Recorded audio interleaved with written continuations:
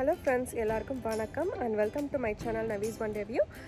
Last time நீங்கள் என்னோட வீடியோவில் பார்த்துருப்பீங்க, அதாவது ஸ்விம்மிங் பூல் வந்து க்ளீன் பண்ணிட்டு இருந்தாங்க.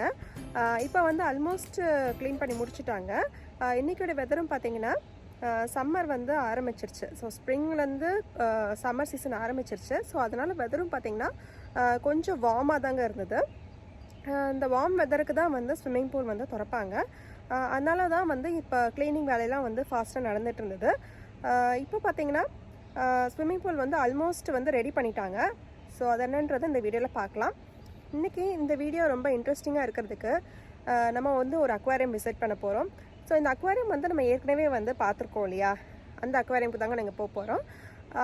அங்கே போய் ஒரு பகுதி, அதாவது ஒரு சின்ன பகுதியை தான் நம்ம பார்க்க போகிறோம். ஸோ அது ரொம்ப ரொம்ப இன்ட்ரெஸ்டிங்காக இருக்கும்னு நினைக்கிறேன் எல்லாருக்கும். அது மட்டும் இல்லாமல் இன்றைக்கி ஒரு ஃபுட் ரெசிபியும் பார்க்க போகிறோம். ஸோ அதெல்லாம் பார்க்குறதுக்கு முன்னாடி என் சேனலுக்கு மறக்காமல் லைக், ஷேர், கமெண்ட், சப்ஸ்கிரைப் பண்ணுங்கள். அது மட்டும் இல்லாமல் அந்த பெல் ஐக்கானை கிளிக் பண்ணுங்கள். அப்போ தான் என்னுடைய புது வீடியோ ஏதாவது இருந்தாலும் உங்களுக்கு நோட்டிஃபை ஆகி வரும். இப்போ வாங்க நம்ம வீடியோக்குள்ளே போகலாம்.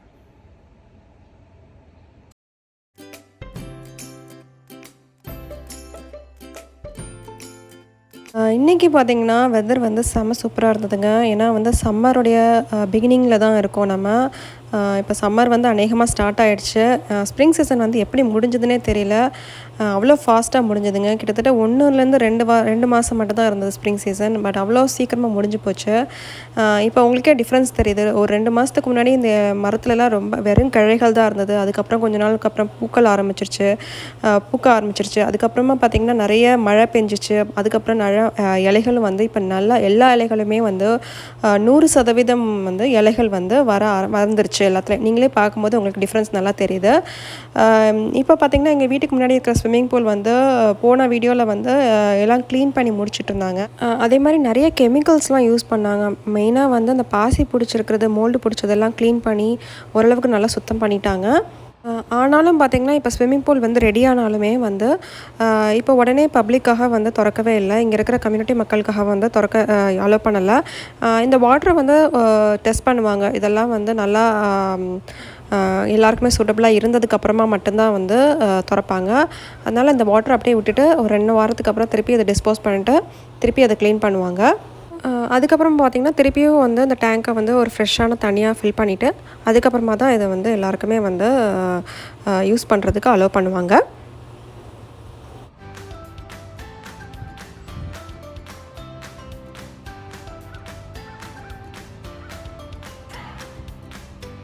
இன்றைக்கி இந்த வீடியோட மோஸ்ட் இன்ட்ரெஸ்டிங் பார்ட் என்னென்னு பார்த்தீங்கன்னா, நம்ம வந்து பால்டிமோர் நேஷ்னல் அக்வாரியமுக்கு தாங்க நம்ம போகிறோம். அதாவது நம்ம ஏற்கனவே பார்த்த வீடியோ வந்து நம்ம வந்து 2 பகுதி வந்து நம்ம வந்து டீட்டெயில்டாக பார்க்கலாம் அப்படின்றதுக்காகவே வந்து இந்த வீடியோ நான் சூஸ் பண்ணேன். உங்களுக்கு எல்லாருக்குமே டெஃபினட்டாக அது ரொம்ப ரொம்ப யூஸ்ஃபுல்லாக இருக்குங்க. அது என்னன்றதை இந்த வீடியோவில் பார்க்கலாம்.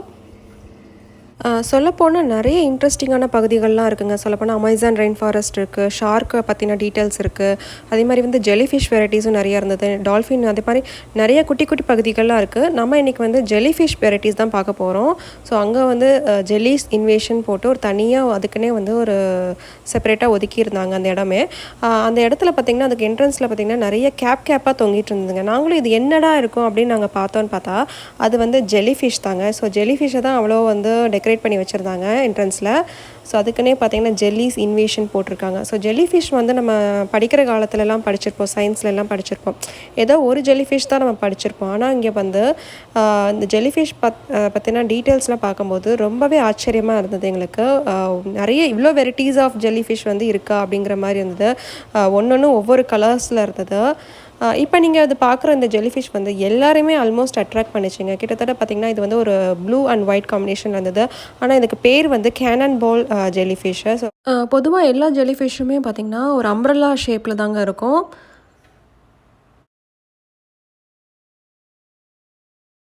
இது வந்து ஒரு முள்ளே இல்லாத மீன்.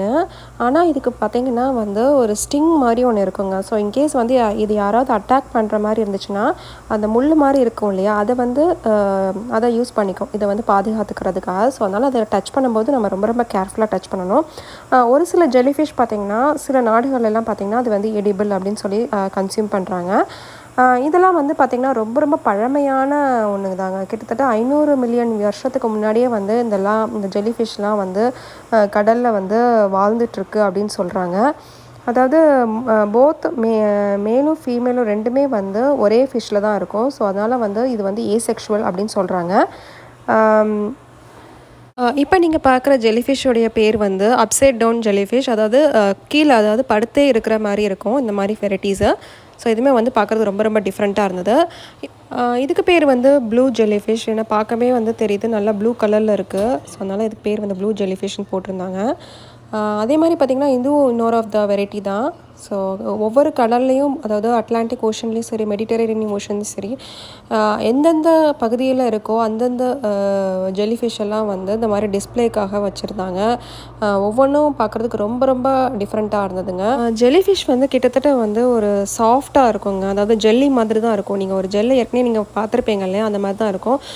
95% வந்து வாட்டர் தான் இருக்குங்க. ஸோ அந்த பாடி ஸ்ட்ரக்சர் பார்த்திங்கன்னா 95% வந்து வாட்டராக இருக்கும். மீதி 5% பார்த்திங்கன்னா ஃபுல் ப்ரோட்டீன்ஸ் தாங்க இருக்கும்.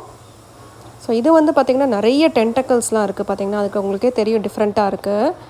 ஸோ இதுவும் பார்க்கும்போது அந்த டிஸ்பிளேயில் வச்சுருக்காங்க ஒவ்வொன்றும். ரொம்ப அழகாக அட்ராக்டிவாக இருந்தது. அதுக்கேற்ற மாதிரி லைட்ஸ் எல்லாம் நல்லா போட்டிருக்காங்க. ஸோ அதனால் பார்த்திங்கன்னா அதோடைய ஈச் மூமெண்ட் வந்து நம்மளால் வந்து அவ்வளோ சூப்பராக வந்து கேப்சர் பண்ண முடிஞ்சது.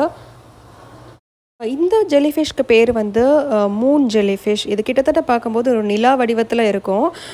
இதெல்லாம் பார்த்திங்கன்னா ஒரு லெஸ் ஹார்ம் டு ஹியூமன்ஸ். அதாவது நிறைய ஸ்டிங்ஸ்லாம் இருக்கும், ஆனாலும் வந்து பெருசாக அட்டாக் பண்ணாது.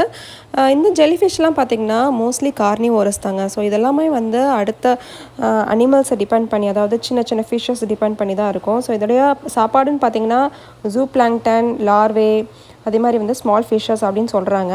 ஸோ அதனால் அதுக்கு பேர் வந்து கார்னிவோரஸ் அப்படின்னு சொல்லியிருக்காங்க. ஸோ இதுவுமே பார்த்திங்கன்னா ஒரு மாதிரி பஞ்சு மாதிரி தான் இருந்தது பார்க்குறதுக்கு. இதுவுமே ஒரு டைப் ஆஃப் ஜெல்லிஃபிஷ் தான். சொல்லப்போனால் கிட்டத்தட்ட 3 லட்சம் variety of species of jellyfish வந்து நம்ம கடலில் பார்க்கலாம் அப்படின்னு சொல்லியிருக்காங்க. இது ரொம்ப ரொம்ப ரொம்ப வருஷத்துக்கு முன்னாடி வந்து இருக்குது அப்படின்னு சொல்கிறாங்க. சிலர் சொல்கிறாங்க டைனோசரு, ட்ரீஸு, ஃபங்கஸு, அது அந்த காலத்துக்கு முன்னாடியே வந்து இந்த ஜெல்லிஃபிஷ்லாம் வந்து கடலில் இருக்கலாம் அப்படின்னு சொல்கிறாங்க. இது வந்து கிட்டத்தட்ட பார்த்திங்கன்னா ஒரு எல்லோ அண்ட் ஒயிட் காம்பினேஷனில் இருக்கிற ஜெல்லிஃபிஷ் தான். ஜெல்லிஃபிஷ்லாம் பார்த்திங்கன்னா எல்லா நாட்டுடைய கடல் பகுதியில் வந்து கண்டிப்பாக இருக்கும் அப்படின்னு சொல்கிறாங்க. நம்ம நினச்சிட்ருக்கோம் டைனோசர்ஸ் தான் ரொம்ப ரொம்ப ஓல்டு அப்படின்னு நினைக்கிறோம். ஆனால் ஜெல்லிஃபிஷ் வந்து டைனோசரை காட்டில் ரொம்ப ரொம்ப ஓல்டஸ்டான ஸ்பீசிஸ் அப்படின்னு சொல்கிறாங்க. ஸோ அதெல்லாமே பார்க்கும்போது ரொம்ப ரொம்ப இன்ட்ரெஸ்டிங்காக இருக்குது அதை பற்றி கேட்கும்போது. சில ஜெல்லிஃபிஷ்லாம் பார்த்திங்கன்னா ரொம்ப ரொம்ப பாய்சனஸ் அப்படின்னு சொல்கிறாங்க. அதில் இருக்கிற அந்த முள் வந்து நம்ம உடம்புல ஏறிச்சுன்னா அது வந்து பாய்சன் அப்படின்னு சொல்கிறாங்க. ஸோ அதனால் வந்து நம்ம வந்து ஹேண்டில் பண்ணும்போது ரொம்ப கேர்ஃபுல்லாக ஹேண்டில் பண்ணணும். ஒரு சில ஜெல்லிஃபிஷ் பார்த்திங்கன்னா அந்தளவுக்கு வந்து பாய்சனஸ் கிடையாது. அதனால் நம்ம வந்து ஈஸியாக நம்ம வந்து டச் பண்ணாலும் அது ஒன்றும் ஆகாது அப்படின்னு சொல்கிறாங்க. ஸோ இது வந்து பார்த்திங்கன்னா ஒரு ரொம்பவே டிஃப்ரெண்ட்டான ஒரு ஃபிஷ் தாங்க அதெல்லாம். இது வந்து ஒரு ஃபிஷ் குரூப்லேயே சேர்க்கக்கூடாது. ஏன்னா வந்து கிட்டத்தட்ட போனு, ஹார்ட்டு, லங்ஸு எதுவுமே கிடையாது. ஒரு சில ஜெல்லிஃபிஷ்க்கு மட்டும்தான் அந்த ஐஸ் இருக்குது அப்படின்னு சொல்கிறாங்க. ஸோ ரொம்ப ரொம்ப இன்ட்ரெஸ்டிங்காக இருந்திருக்கும்னு நினைக்கிறேன். இப்போ அடுத்ததான் நம்ம வந்து டால்ஃபின் ஷோக்கு தாங்க போகிறோம். ஸோ இது வந்து ஒரு பெரிய செட்டப் வச்சுருக்காங்க. ஸோ டால்ஃபின் வாட்ச் பண்ணுறதுக்குன்னு. ஸோ கிட்டத்தட்ட ஒரு சொல்லப்போனால் ஒரு 500 பேர் வந்து உட்காந்து பார்க்குற மாதிரியான ஒரு ஷோ தான் அது. ஸோ நாங்கள் போகும்போது வந்து கிட்டத்தட்ட டைம் ஆயிடுச்சு. அதனால் ஒரு சில டால்ஃபின்ஸ் தான் வச்சுருந்தாங்க ஷோ பார்க்குறதுக்காகவே. ஸோ பார்க்கும்போது ரொம்ப ஃபன்னியாகவும் என்ஜாய்மெண்ட்டாக இருந்ததுங்க. ஸோ இந்த அக்வாரியமில் வந்து டால்ஃபின்கான ஒரு ஸ்பேஸும் வந்து ஒதுக்கியிருக்காங்க. அதுக்கு கீழே பார்த்திங்கன்னா ஒரு பெரிய ஃபிஷ் டேங்க் இருக்குது. ஸோ அந்த டால்ஃபினோடைய மூமெண்ட் எல்லாம் நம்ம வாட்ச் பண்ணுறதுக்கான ஒரு ஃபிஷ் டேங்க் இருக்குங்க. ஸோ அதுவுமே ரொம்ப ரொம்ப அட்ராக்டிவாக இருந்தது.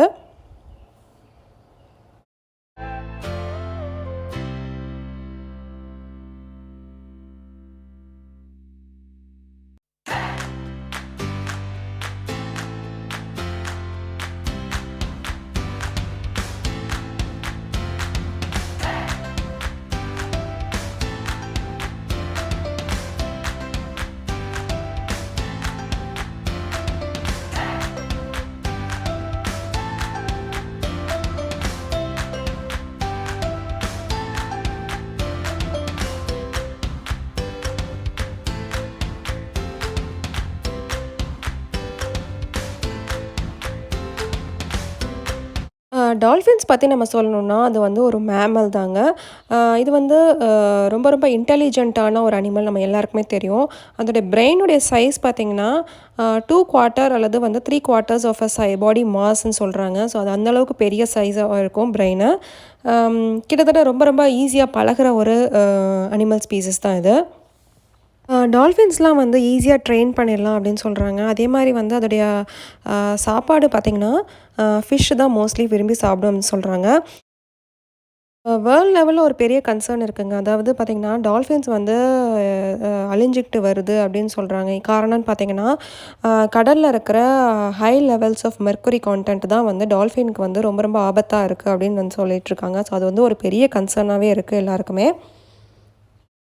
டால்ஃபின்ஸ் வந்து 60 கிலோமீட்டர் வந்து ஸ்விம் பண்ண முடியும். 1 ஹவருக்கு பார்த்திங்கன்னா 60 கிலோமீட்டர்ஸ்க்கு வரைக்கும் ட்ராவல் பண்ண முடியும் அப்படின்னு சொல்கிறாங்க. இது வந்து டால்ஃபின்ஸ்க்கு வந்து 15 நிமிஷம் வந்து மூச்சை ஹோல்ட் பண்ணி ப்ரீத்திங் எக்ஸசைஸ் பண்ண முடியும் அப்படின்னு சொல்கிறாங்க. இந்த அக்வாரியமில் வந்து டால்ஃபின்ஸ்லாம் மெயின்டைன் பண்ணுறது வந்து ஒரு பெரிய விஷயந்தாங்க. ஏன்னா சொல்லப்போனால் ஒவ்வொரு டால்ஃபினுக்கும் கிட்டத்தட்ட 5லேருந்து 7 கிலோ வரைக்கும் ஃபிஷ்ஷஸ் வந்து தேவைப்படுது. ஸோ அப்பப்போ அவங்க வந்து ஃபீட் பண்ணிக்கிட்டு அவங்க டேக் கேர் பண்ணிக்கிட்டே இருக்கணும். ஸோ அதெல்லாம் ரொம்ப ரொம்ப பெரிய விஷயந்தாங்க அதெல்லாம்.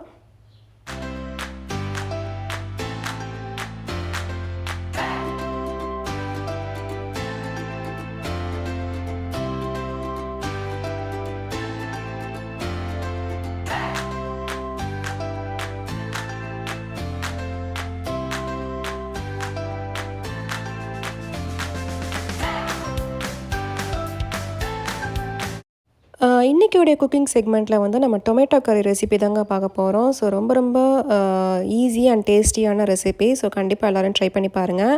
ஸோ அதுக்கு வந்து நான் ஒரு பேனை வந்து ஹீட் பண்ணிவிட்டு கொஞ்சம் 1 டேபிள் ஸ்பூன் ஆயில் நான் சேர்த்துக்கிட்டு கொஞ்சம் கடுகு நான் வந்து கடுகு சேர்த்துக்கோங்க. ஸோ கடுகு நல்லா பொரிஞ்சு வந்ததுக்கப்புறமா அதுக்கு கூடவே வந்து ஒரு 10 பூண்டு சேர்த்துக்கோங்க. அதுக்கப்புறமா கொஞ்சம் பெருங்காயம் சேர்த்துக்கோங்க. கூடவே வந்து கொஞ்சம் பச்சை மிளகாய் நறுக்கி போட்டுக்கோங்க. ஸோ இதை நல்லா வந்து வதக்கி விட்டுக்கோங்க. ஸோ இது ஓரளவுக்கு நல்லா வதங்கி வந்ததுக்கப்புறமா வந்து ஒரு பெரிய சைஸ் ஆனியன் வந்து இது கூட சேர்த்து நல்லா வதக்கி விட்டுக்கோங்க. ஸோ இன்றைக்கி வந்து அதுக்கு தேவையான சால்ட்டும் இது கூட நான் சேர்த்துட்டு நல்லா மிக்ஸ் பண்ணி விட்டுக்கோங்க. இப்போ நான் இதை வந்து நல்லா மூடி வச்சு ஒரு 5லேருந்து 7 நிமிஷம் வரைக்கும் நல்லா வேக வெட்டி எடுக்க போகிறேன். ஸோ இந்த மாதிரி நல்லா வெந்துருச்சு ஓரளவுக்கு. இந்த ஸ்டேஜில் வந்து நான் கட் பண்ணி வச்சுருக்கிற 2லேருந்து 3 தக்காளி வந்து இது கூட சேர்த்துக்க போகிறேன். சேர்த்துட்டு இதை நல்லா மிக்ஸ் பண்ணி விட்டுக்கோங்க. ஸோ இதுக்கு தேவையான மசாலா நம்ம ஆட் பண்ணிடலாம். 1/2 டேபிள் ஸ்பூன் வந்து மஞ்சத்தூள், 1 டேபிள் ஸ்பூன் காரத்துக்கு ஏற்ப மிளகாய்த்தூள், அதுக்கப்புறமா 1 டேபிள் ஸ்பூன் வந்து சாம்பார் பொடி நான் சேர்த்துக்கோங்க. நீங்கள் சாம்பார் பொடி இல்லைன்னா நீங்கள் மல்லித்தூள் அதெல்லாம் சேர்த்துக்கலாம். நீங்கள் மல்லித்தூள் ஜீரகத்தூள்லாம் சேர்த்துக்கலாம். ஸோ இதை நல்லா மிக்ஸ் பண்ணி விட்டுக்கோங்க. நீங்கள் வந்து சாம்பார் பொடி யூஸ் பண்ணிங்கன்னா அந்த டேஸ்ட் வந்து ரொம்ப ரொம்ப நல்லாயிருக்குங்க. ஸோ அதனால் நீங்கள் வந்து எல்லாருமே டெஃபினட்டாக 1 டேபிள் ஸ்பூன் சாம்பார் பொடி யூஸ் பண்ணி பாருங்கள். ஸோ இது வந்து நல்லா வேக விடலாம்.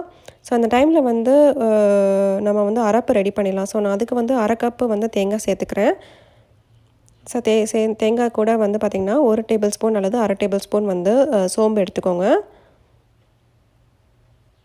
அதுக்கு கூடவே வந்து நான் கொஞ்சம் கருவேப்பிலை இலையும் சேர்த்துக்க போகிறேன். சேர்த்துட்டு இது நல்லா மிக்சியில் அரைச்சி எடுத்துக்கோங்க. நம்ம ஏற்கனவே இதை வந்து கொதிக்க விட்டுருந்தோம் இல்லையா, அதுக்கு கூட வந்து இதை வந்து நல்லா வேக விடுங்க. ஸோ 5லேருந்து 10 நிமிஷம் நல்லா வேக விடுங்க. ஸோ இந்த மாதிரி நல்லா தக்காளியெலாம் நல்லா மசிஞ்சு வரணும். ஸோ பார்த்திங்கன்னா உங்களுக்கு நல்லா டிஃப்ரென்ஸ் தெரியும். நான் கொஞ்சம் கூட தண்ணி சேர்க்கவே இல்லை, எல்லாமே தக்காளியில் இருக்கிற தண்ணி தான். ஸோ அதிலே நல்லா வெந்து வர ஸ்டேஜில் பார்த்திங்கன்னா இதை மீடியம் ஃப்ளேமில் வச்சுட்டு நம்ம அரப்பை ரெடி பண்ணியிருந்தோம்ல அதை வந்து இது கூட சேர்த்துக்கிட்டு நல்லா மிக்ஸ் பண்ணி விட்டுக்கோங்க. உங்களுக்கு வந்து தக்காளியில் அவ்வளோவா தண்ணி விடலைன்னா நீங்கள் கொஞ்சம் தண்ணி 1 கிளாஸ் வருது 1லேருந்து 2 கிளாஸ் வரைக்கும் நீங்கள் தண்ணி நல்லா சேர்த்துட்டு நீங்கள் தாராளமாக கொதிக்க விட்டு எடுத்துக்கோங்க. ஸோ அப்போ உங்களுக்கு வந்து கிரேவி வந்து நல்லாயிருக்கும். இப்போ வந்து ஆல்மோஸ்ட் வந்து தக்காளி கறி வந்து ரெடி ஆகிடுச்சு, நீங்களே பார்க்கலாம்.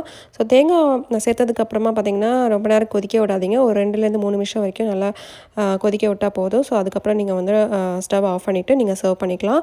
ஸோ தேங்காய் அதாவது தக்காளி குழம்பு வந்து பார்த்திங்கன்னா முக்கியமாக தோசை, இட்லி, ரைஸ், சப்பாத்திக்கெலாம் ரொம்ப ரொம்ப சூப்பராக இருக்கும். ஸோ இதோட இந்த வீடியோ முடியுதுங்க. ஹோப் எல்லாருக்குமே இந்த வீடியோ ரொம்ப ரொம்ப யூஸ்ஃபுல்லாக இருக்கும். அதே மாதிரி எல்லாருக்குமே ரொம்ப ரொம்ப பிடிச்சிருக்கும்னு நினைக்கிறேன். அப்படி பிடிச்சிருந்தா கண்டிப்பாக என் சேனலுக்கு மறக்காமல் லைக், ஷேர், கமெண்ட், சப்ஸ்கிரைப் பண்ணுங்கள். அண்ட் எல்லாருக்கும் தேங்க்ஸ் ஃபார் வாட்சிங் த வீடியோ.